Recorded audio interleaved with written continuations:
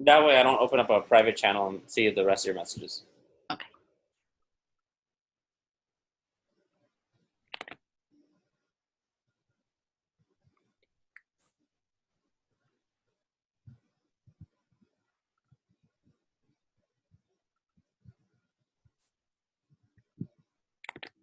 Huh.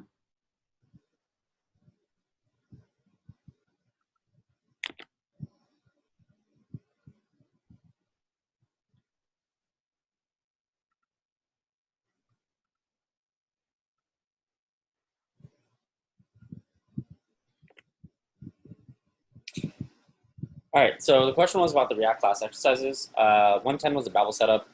I don't think that you guys will need the Babel CLI because the Create React app, if you guys are going to use that, a lot of that's included when you guys use Create React app. So there's different ways to install Create React app. NPX is one way to install it. You can install it. I install it from Yarn because again, I'm switching over to Yarn in class. We're used to NPM, but Yarn is just a little bit faster. It's pretty much the same thing. If you're using Yarn, then you're going to be generating through the React app. And then the name of the app would be whatever follows it in the last argument.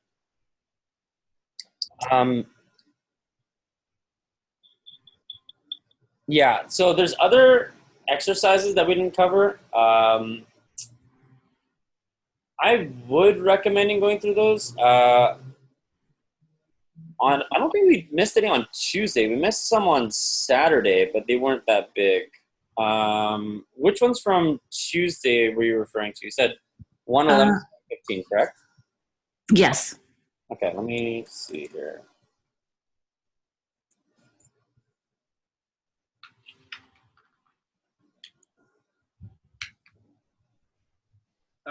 Is it alright if I ask the kind of a... Yeah, so whatever questions you guys have, just post to chat, and then we'll cover them. On the Zoom, okay. Yeah, so we have 19.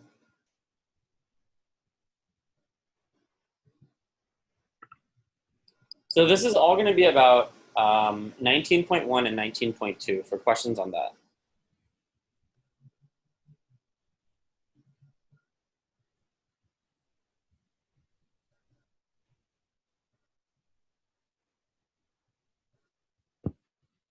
Review questions. Let's see, exercises. Let me just go through exercises then. So we missed one. Let's see, 115. Let's see the class. That's right. Yeah. Okay, so it's not showing me what this is. Okay, let me go back to.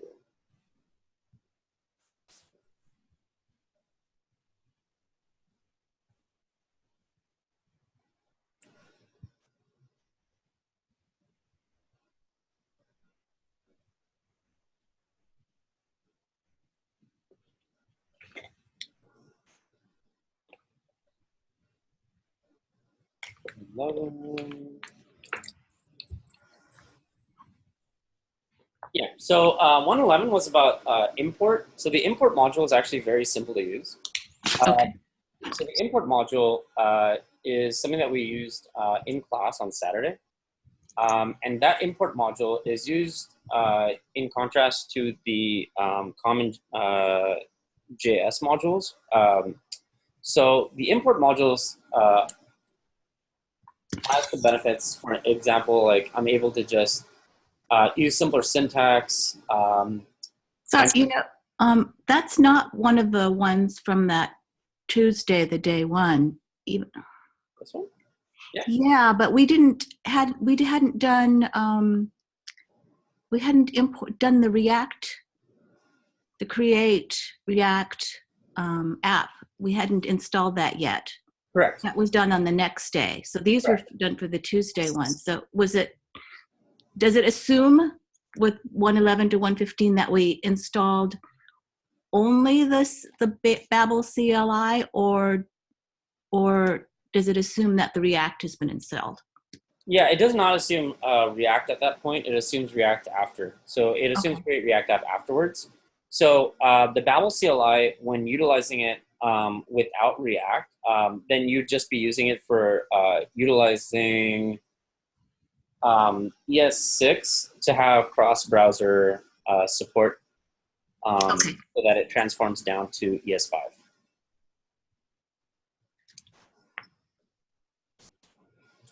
And yes, the popular way to do it now, well, sorry. So the question was, is the major way to do it through Create React App? That's the official supported way. I still, when I build React apps, I still do it the manual way because I like having control. So my applications are done without Create React App. Okay. Because I like, again, having more granular control over everything. And I like setting up my custom Babel and my custom webpack.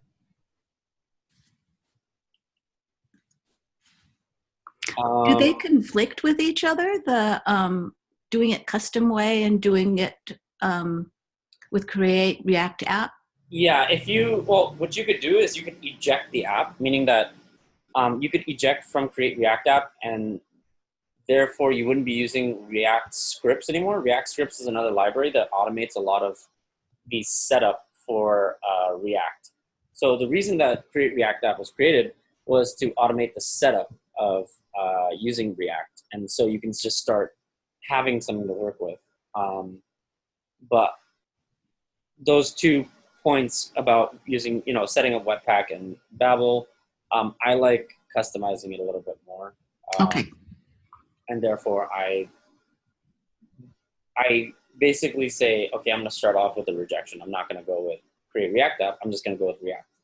So I don't utilize the Create React App node module, and I don't utilize the included React scripts that comes with that they ask you to install with it. Yeah. Another thing that we barely covered was classes. So classes are important in ES6. I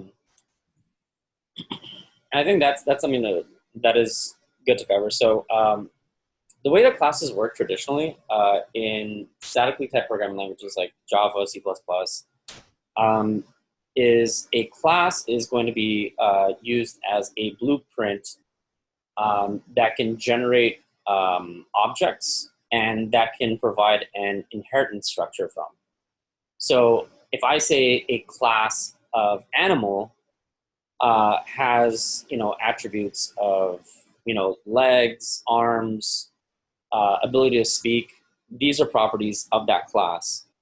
Now we can go more granular, and you can generate objects from this class, but you can go more granular and you can go further down and say, okay, well, I have a class of just cats. Now I want to inherit from the class of animals because the cat itself isn't unique in that it has legs or arms or, whatever would be, relevant to animals in general wouldn't be specific to cats. And therefore, it could inherit from the class and gain all of its properties that it would have, therefore making class the parent class and the cat class the child class. So in JavaScript, you do that using extends. So if we take a look, let me see, do I have any, let me look at some of my applications I built. So here's an application I built recently for Salesforce. And so if we have class home extends React.component, that means this home class is inheriting or extending from this component, which itself is a class. Now, that would mean it inherits all of its properties as well. And that makes sense. We in, let's see. So in JavaScript, it's kind of weird because in traditional programming languages, you have this blueprint inheritance where concepts inherit from each other. So you have this entire class inheriting. But in JavaScript, the inheritance is not coming directly from this class. Everything is a pseudo inheritance from a class. It's actually coming from objects. So these classes don't actually exist as classes. They compile down into objects. And when it says home extends from React.component, it actually means home is an object and extends from this actual object that exists. So this is still prototypal inheritance. So this is a interview question, and it's a very confusing one. I would research the difference between prototypal inheritance and classical class-based inheritance, and you'll see the difference there. But we're going to see the use of classes because the reason they included classes in React, sorry, not just React, but in ES6 is because it makes it easier to use inheritance, whereas prototypal inheritance is kind of clunky to use. Like, even though it's not too bad, you're just essentially like creating from new objects, which is what's happening in the background anyway. But this basically puts like a layer on top of that. Is what's happening. Any questions about that? No, I don't think so. Okay, that's all recorded, by the way, so I'll upload that to YouTube. Thank you. No problem. And Kent, unfortunately, I'm not going to be able to go over MERN or Redux. We're covering just what the students are going over per week. So I've been doing like these weekly review sessions to just cover in a more granular fashion so that we try to keep up with the pace as opposed to everything else. But it's okay to ask. All right, any other questions?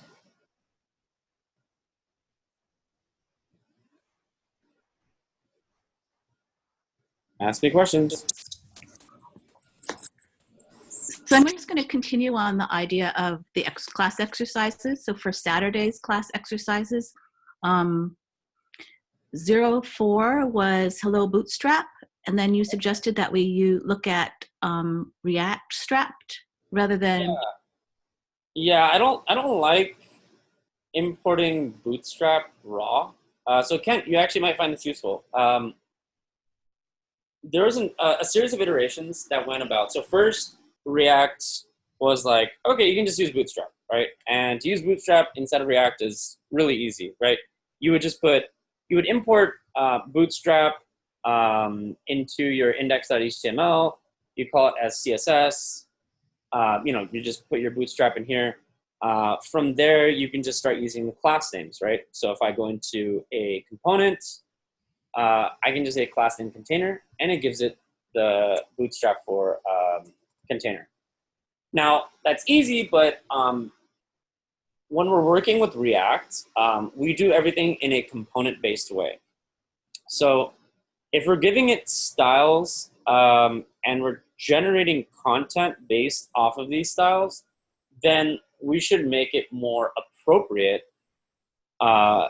for React, meaning that it should be in a component-based architecture. So what happens is we can generate our components with the pre-styled Bootstrap CSS built in by importing a library such as React Bootstrap. So React Bootstrap was the first iteration that came about that incorporated Bootstrap using the React methodology, which was having everything as components, right? So you'd have a component that was, container and blah, blah, blah, and all that stuff. Now, React Bootstrap is kind of like a little weird. It's not that great. So they made, there's another one that was created called React Strap. And React Strap is really cool. And that's what we've been using mostly at work. So if you go to React Strap.github.io, this is fantastic. It is beautiful. The documentation is great. The support is great. And it's not too difficult to implement.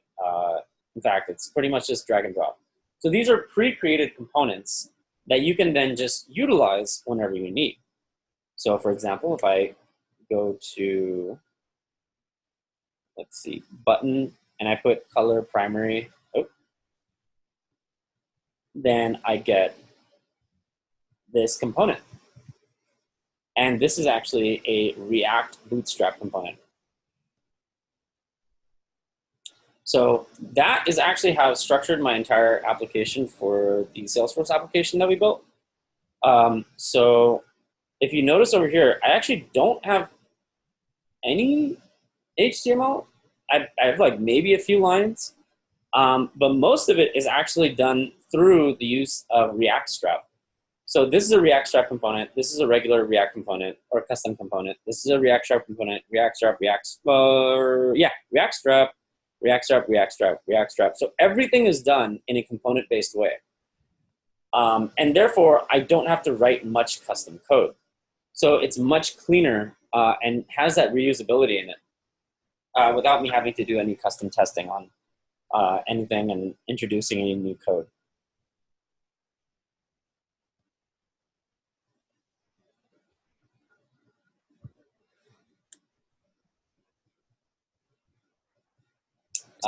Questions about that? Well, I have a question.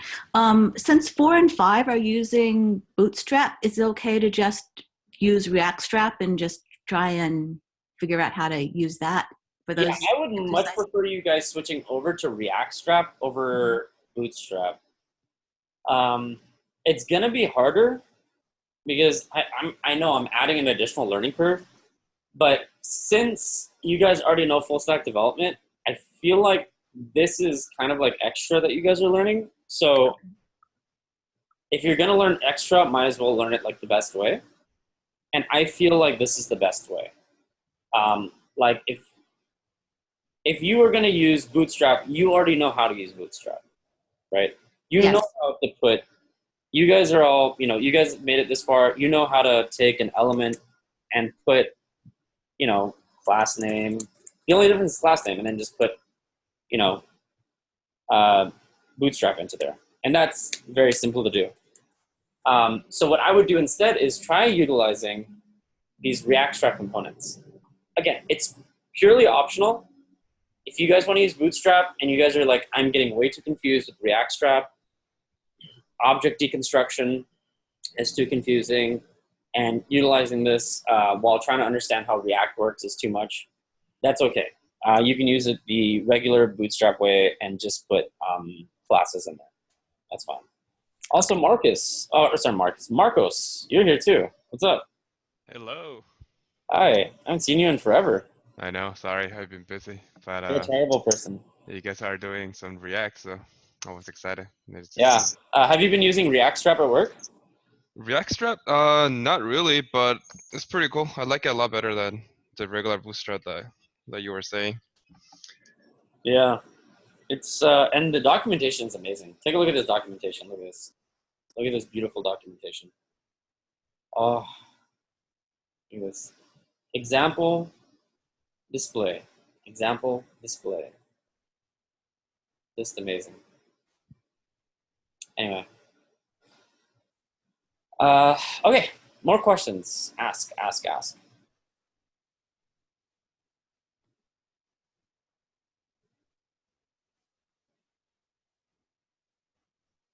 Is there anything specific you guys want me to cover pertaining to ES6 and 19.2, create React app? So remember, we created this application together.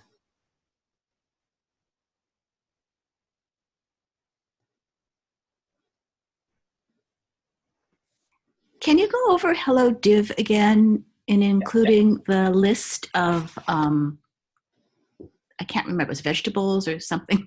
Yeah, Yes. absolutely.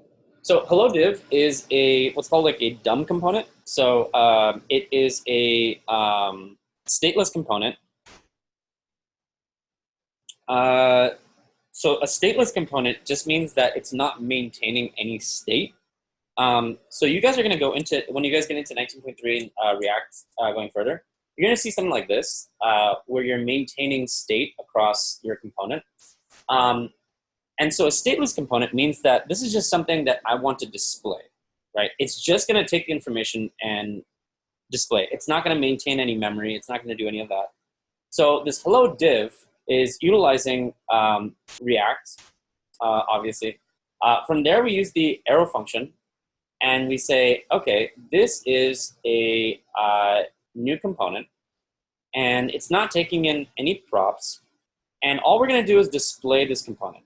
Now, remember, every component has to be wrapped in a container. So we're wrapping this in a div container.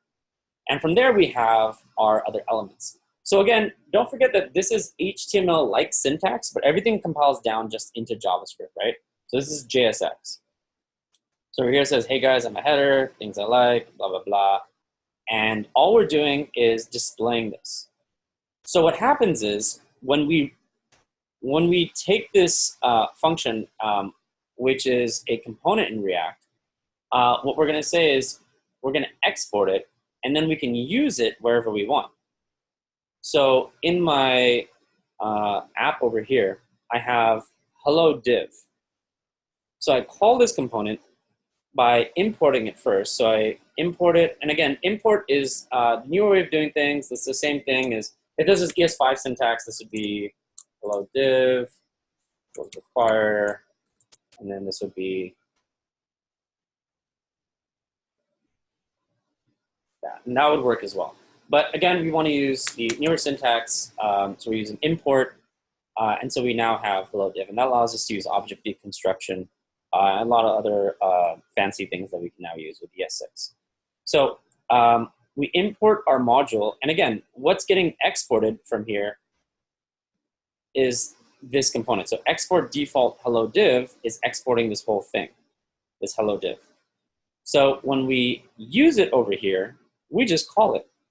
And if I want to use it again, if I want to call it again, right? And this is the reusability component here. I can just call this like this, and now it'll display twice. So what I can do is run this again. So again, I'm going to use, I'm using create React app, so I can just use yarn start. It's going to run React scripts. It's using the Webpack server, and it's going to just start up. And it's taking a little while, but notice that this displays twice, right? So all that's doing is repeating this twice. Does that resolve the answer, or is that still confusing? That resolves the answer. Thank you. Excellent, no worries. Any other questions?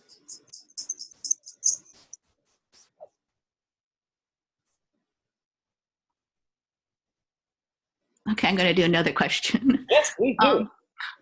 If I want to make hello div into a function rather than just having the empty params and you implicitly know that it's a function, So we call this as a function. So you mean like in ES5, right? yes. Or maybe not, just make it not an arrow function.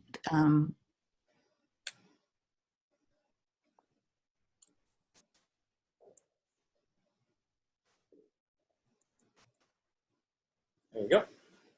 Ah, But you don't want to do that though. right. Yeah. With React, you generally want to go with like the latest. And that's all the documentation is for. But this is essentially what it compiles down to with Babel. Hmm. Oh, whoops. Let's see. Yeah, that's good.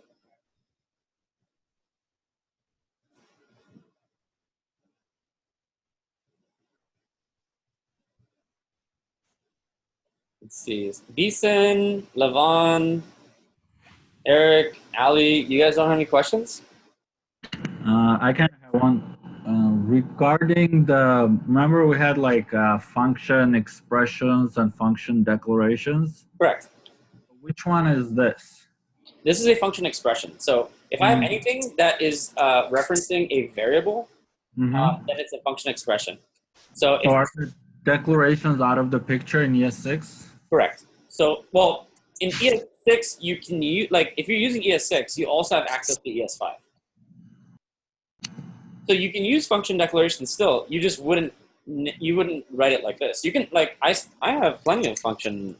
Where do I have my function declaration? I've used them all the time. Like, you can still use them. You just wouldn't write them out like a function expression. You just a function, you know, like, you know. But you just can't call this as an arrow function. So you lose that lexical scope of being able to get the context of this automatically being passed in. But if you're using functional declarations, then what you're doing is you're trying to get that hoisting.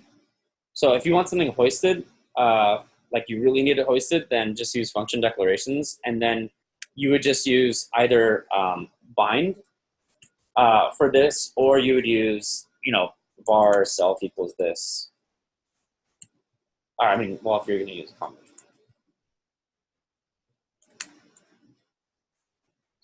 Does that answer the question, or is there some confusion?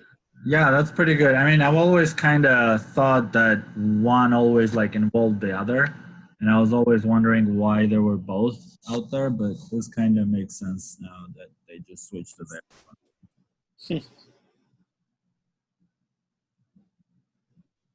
I also wanted to ask about like when there was an exercise about object destruction or something like that, and then like Okay. what are those used for? Yes. Okay. So object deconstruction's a great question because we're going to be using it a lot. So let's take a look at an application that I have, right? So you'll notice that if you guys are using React Strap has a lot of components, right? And you're probably going to be using a lot of these components because they're just simple React components. Sorry, they're simple Bootstrap components. So the button's going to represent button, input, label, modal, etc. You've used a lot of these before with Bootstrap, right? So now you're just importing them as if they are React components, which of course they are now. So this object deconstruction, what's happening here is you see this object literal syntax containing these components, and then you're saying from React Strap. Now remember that this is the same thing as me doing import button from, oh boy, what did I just do? I accidentally did something. Here we go. React Strap dot button, right? Let's see. React Strap dot button. It should work. Require dot button.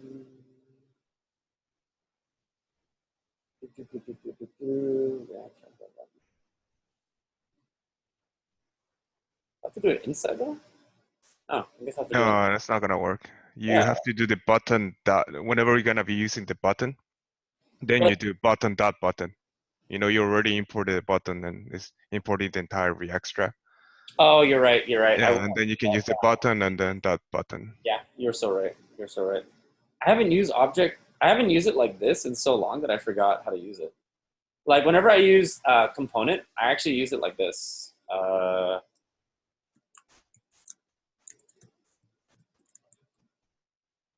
Like I never use like just any of these without actually referring to the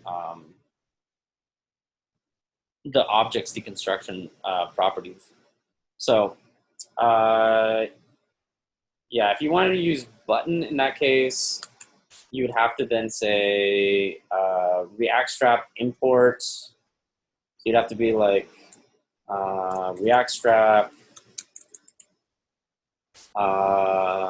And then if I wanted to use button, then I'd have to use, boy, this would be a shitty way of doing it, but let's say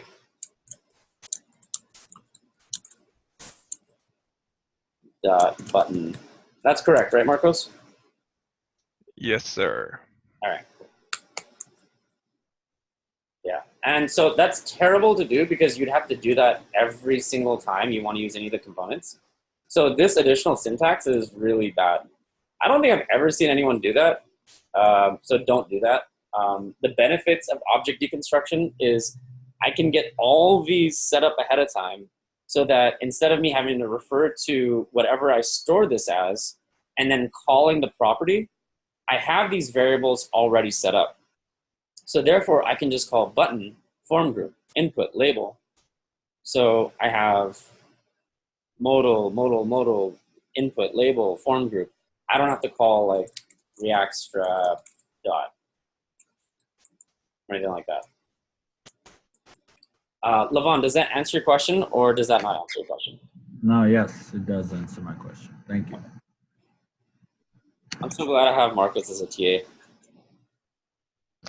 Nice. That object, this construction, how you imported stuff, you can actually use it for any kind of object. Yeah. So it makes it easy instead of typing, let's say the name of the object dot name or whatever. If you just put it in that same syntax, you can just use the name. I don't know if I'm explaining correctly, but No, you are correct. So why don't we try and create like an object? So let's say that you want to use this object deconstruction. Why don't we generate an object? So we do. This is like, let's just say we're not even using React. We just say blah.js and we generate an object. Let's just module.export it. We can just do exports default. Let me use, what's the syntax again?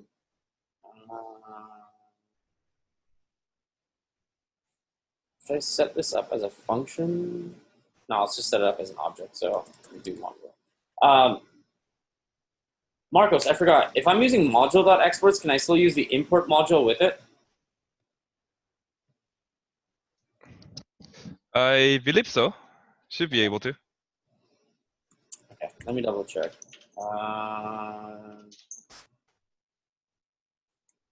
Actually, let's just do module.export. I want to export just the single object. God, I'm forgetting all my syntax. Let's just do blah.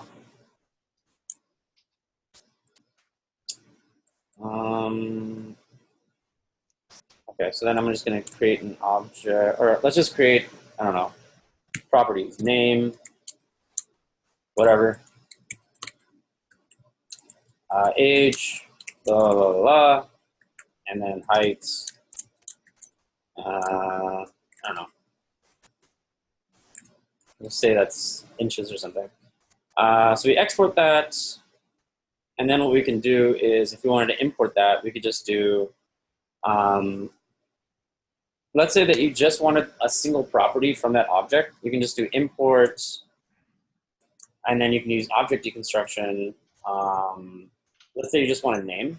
So you can do name from dot blah JS. And then I'd have to put this, and I have to put this, and I'll do that.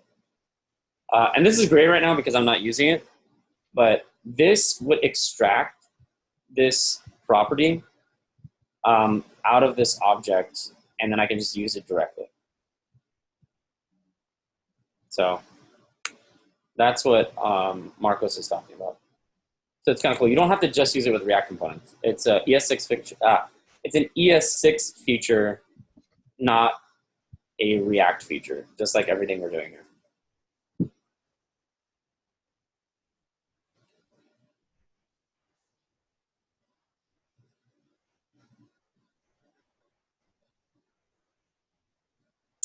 Any other questions? Marcos, did you want to cover any stuff that you do at work? Or Kent, maybe you guys use some cool React stuff at work? I showed some of the stuff that I do. I do not have anything here right now. My work is lame. We haven't been using React. We're using Vue. Well, Vue is pretty interesting though. I heard it's like a good combination of both. Yeah, I prefer React though. I'm sorry. I'll give you a hug next time I see you. Let's get You guys been covering profs and everything too? we're gonna get to that next because this is like their first day of React. They actually ended the course, so it's 2 weeks of React instead of 1 week of React. Oh wow, lucky. Yeah, so they get to take it step by step now. Awesome. Yeah. Are you guys covering React Native too, or just React? No, there's not enough time. Their class ends too soon. There's too many holidays. Oh. I know. Do you want to cover React Native? I've been making a lot of apps lately with React Native. It's pretty fun. If you know React, it's pretty much the same thing. That's what I told them, but there's a lot of debugging with React Native. Yeah, that's true. So much. Like, it's just all phone debugging with like Android stuff and iOS stuff. But yeah, Marcos, if you want to volunteer to do a tutorial. Oh goodness, we'll see if I can come up with something one day. Open source contributions. I have a question. Yep. ES6. Start with, end with, and includes. Can you go over that? Yes. Starts with is a method. So if you go to starts with, this is a string method. And what it does is it's going to search your entire string and see if anything matches that. And it gives you this position back at which point it matches that. So it's going to return true or false. So if I say string, to be or not to be, that is the question. And I say, okay, does this string start with to be? And it does. So it's going to return true. If I say, does it start with not to be? And it's going to say false. So it's not going to return. So if I actually want to pass it an index and say like, okay, start looking for this specific substring at a particular location. So starting at the 10th index. So 0, 1, 2, 3, 4, 5, 6, 7, 8, 9, 10. So it starts here. And notice that not to be does start there. So this would be true. Does that make sense or does that not make sense? That makes sense, but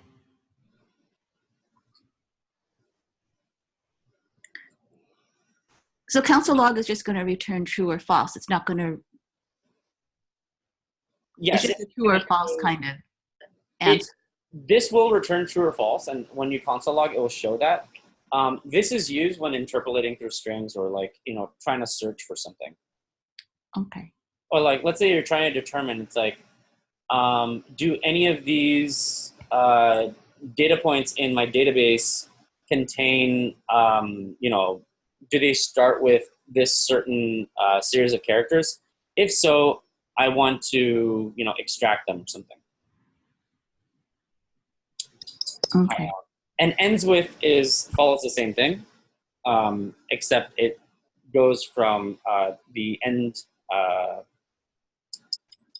the string. Okay. And then includes is actually really cool. I really like includes. So JavaScript includes.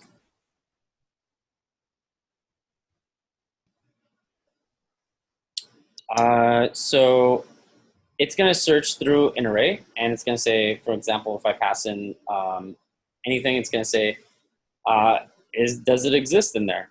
And it's going to give true or false. So if I give cat, it's going to find cat.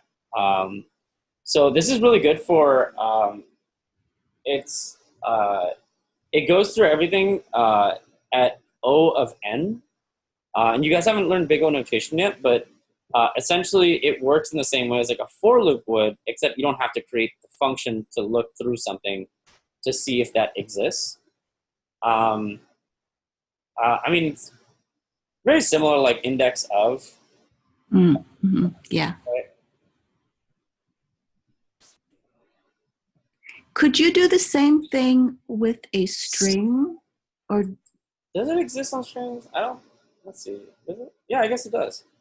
I don't think I've ever used it on a string, but yeah. because of that to be or not to be one, if you were looking at not to be. Yeah, I guess it does have that. I've never used this before, but yeah, there is an includes one. It's separate but does the exact same thing.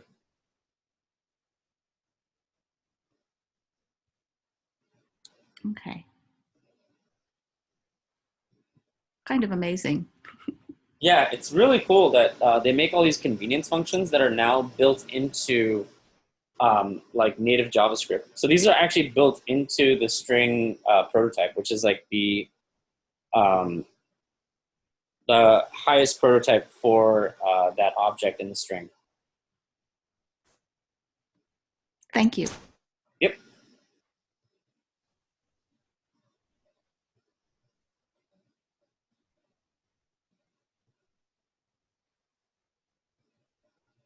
Any other questions?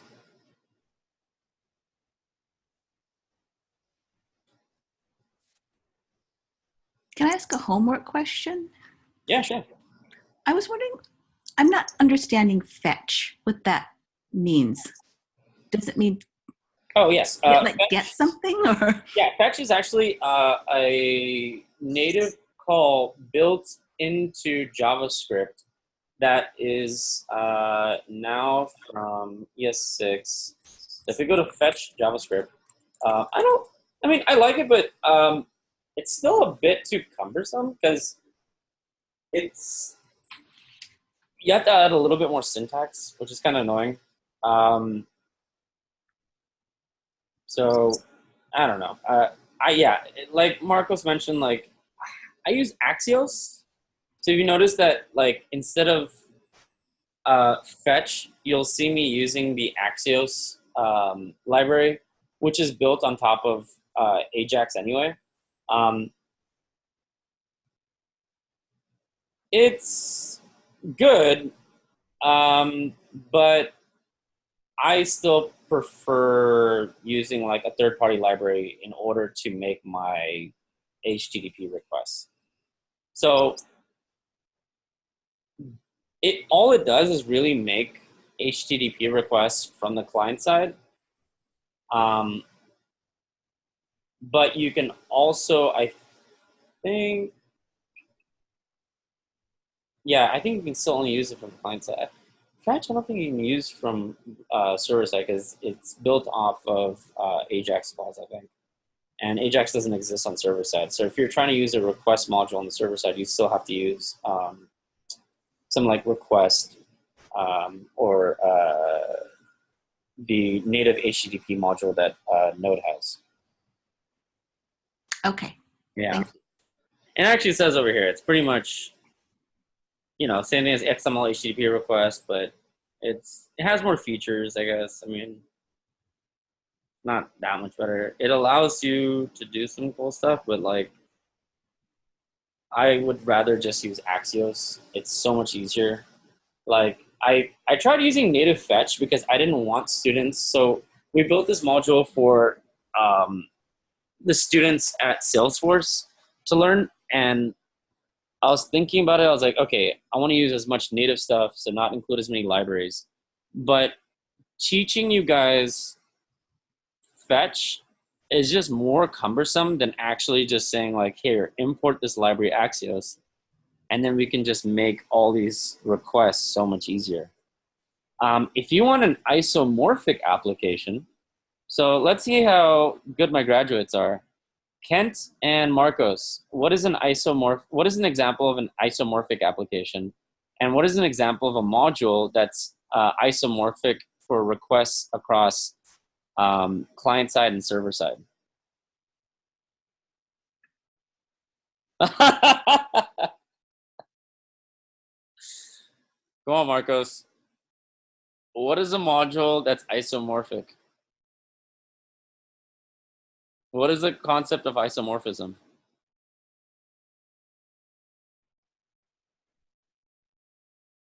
And you're putting on the spot.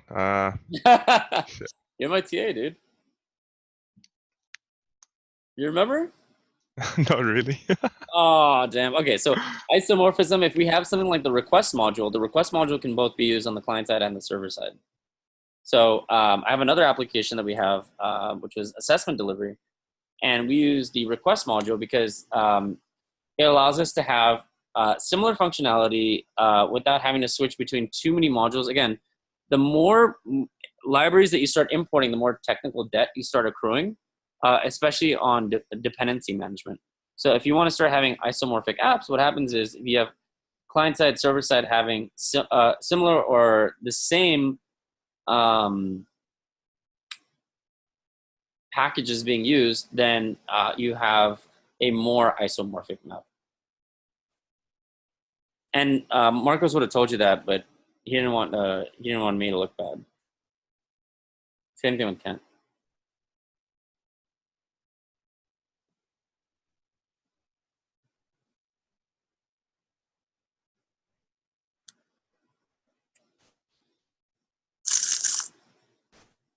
All right, more questions. Come on.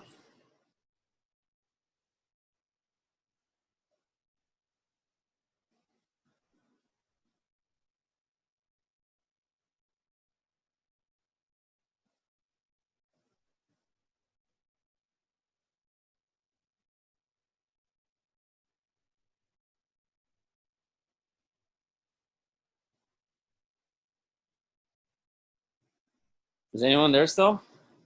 No questions? What is the axio dot get? Sorry, I missed the earlier part. Beeson, you're terrible. So Axios. Well, which part did you hear? I don't know how to use the axio. Well, we haven't started using Axios yet, but this is just an HTTP request library. You guys are used to using like Ajax. It's like very similar, right? And you guys already know how to make Ajax files. So let's say that I was using like, jQuery, right? So I could just use the get module. Right.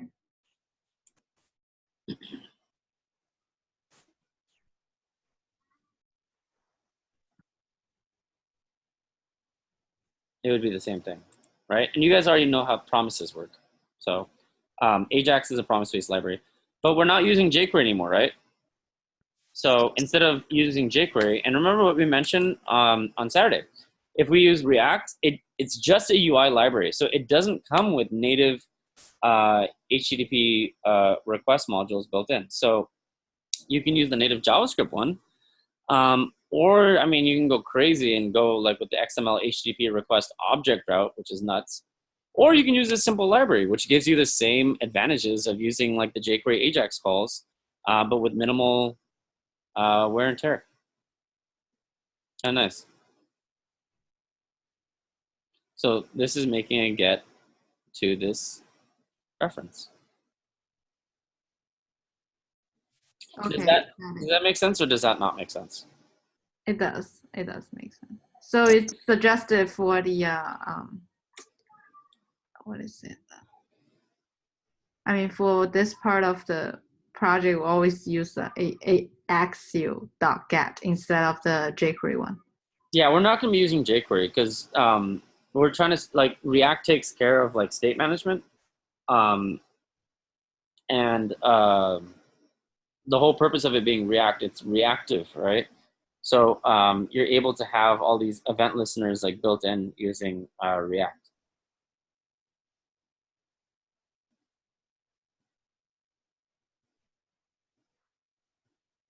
We'll get to that, don't worry. We just started using React. Okay, thank you. Mm-hmm.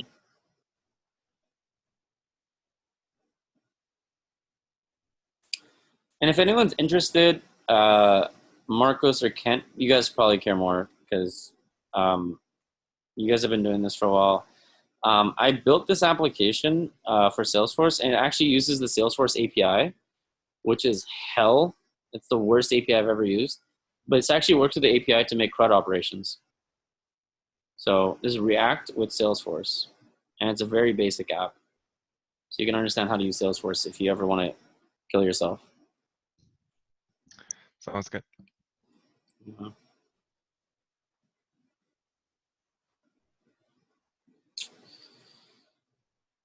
All right. Well, if you guys are done with all these silent questions, I am going to just head out and play video games or something. I guess that's it. I'll be posting a recording up pretty soon. Yeah, that's it. Cool. So I guess Marcos and Kent, good to see you guys again. Hopefully you guys can buy some time. Definitely did. Cool. Thanks, Omar. Yeah, no problem. And then the rest of you guys, I'll see you guys on Monday and Tuesday. Thank you. No worries. Take care, everyone. Thank you. Bye. Bye.